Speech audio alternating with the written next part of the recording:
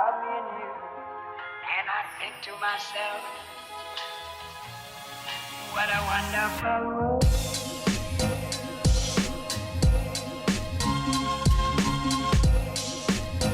Сайн байна уу? Тэгэхээр өнөөдөр хятад анх ирээд яаж банкны карт нийлэх болон оршин суух үнэмлэхээ яаж хавтлаар ярьж өгье. Тэгэхээр хамгийн түрүүнд банкн дээр очихын тулд биднэрт өнөөдөр паспорт маань хэрэгтэй. Тэгээд бас сурагчийн үнэмлэх хэрэгтэй. Энэ хоёроо дарж очиод банкн дээр очиод шууд нийлгэж болно. Банкн дээр очиод мэдээж тухайн банктайгаа гэрээ хийгээд энэ дансанд буюу энэ картанд маань хаанаас ямар хэмжээний мөнгө орж ирэх, өдөрт хэдийн хэмжээний зарлага гаргаж болох, хэдэн удаа карт уншуулах, тэгээд мөнгө картныхаа кодыг шууд банкн дээр хийчихдэг. Тэгэнгүүт банк маань өөрөө миний карт болохоор оюутны карт болохоор маш хурдан шууд гараад ирж. Тэгээд шууд ингээ манай сургууль болохоор Түнг уян хан буюу хятадын банктай холбоотой ажилладаг болохоор шууд манай сургуулийн хаалгатай карт буюу сурах шалганд адилхан ийм ямар ч нэргүй шууд бэлэн байдаг картн дээр өөрийнх нь одоо мэдээллийг холбоож шууд өгчтэй мэлээ. Ойролцоогоор нэг 30-40 минутын л ажил болсон карт авахд. Тэгээд гэрээ хийсэн бүх юмнуудыг ингээд банк нь өгдөг.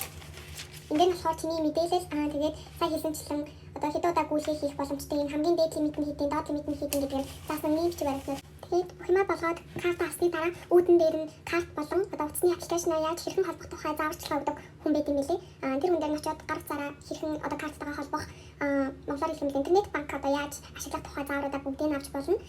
Мөн өөрийнхөө энэ дансыг болохоор Trifle буюу Alipay-тэй холбож болно. Бас WeChat-тай холбож болдог. Тэгээд одоо дэлгүүрт орохдоо хоол авахдаа ч юм уу тухайн QR-аа уншуулад шууд данснаас нь мөнгө гарах боломжтой байдаг.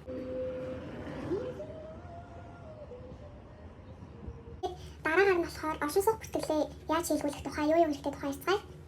За хамгийн түрүүнд болохоор мэдээж дахиад паспорт маань хэрэгтэй. Тэгэхдээ паспортынхаа эхний нүрээр нь Канадад ингээд эхний нүр болон паспорт ингээд хуулбартаа аваад өгөх ёстой. Дараагаар нь болохоор оршин суух газраасаа буюу би болохоор дотор байрнаас ийм бичиг авсан энэ дотор байранд амьдарч байгаа нь үнэн гэсэн. Тэгээд ийм бичгийг аваад өгөх ёстой. Тэгээд мөн урилга маань их хуваараа байх ёстой. Төвшөрсөн урилга маань. Дараагаар нь энэ GV гэдэг байдаг шүү дээ. GV 201 202 гэдэг энэ мөн адилхан их хуваараа байх ёстой бөгөөд тэгээд сургууль дээр ирээд дахиад яг энэхээ шар хувилбарыг багш нараас авах ёстой. Тэгээд ингээд цагаан шар хоёр хугацаа хоёулаа авч очих ёстой. Үүний дараагаар Монголоос C6 угаалгаа тавьчихсан 2% C6 хэрэгтэй. Тэгээд эрүүл мэндийн үзлэгт орсон хуудас хэрэгтэй. Ингээд ерөөсөө бүх юм би бүх бичиг баримт нь ингээд болчихж байгаа. Тэгээд ингээд нэгэн сургуулиасаа энэ сурагч нь манай сургуульд суралцдаг. Эндээс энэ хугацааны хооронд манай дотор байранд одоо амьдрах нь үнэн гэсэн тийм тодорхойлох бичиг авах хэрэгтэй юм билээ.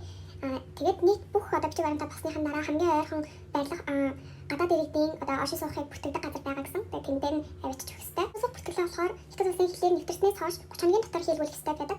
Хэрвээ 30 хоногоос хэтрээд 1 хоног тутамд нь одоо хэтрэх юм бол 1 хоног тутамд нь 5,000 юунаар торгодог гэсэн. Тэгэхээр орж ирсэн хугацаагаа сайн тооцоод карантиныхаа хугацааг тооцоод хурдан одоо оршин суух бүртгэлээ хийх хэрэгтэй. What a wonderful world.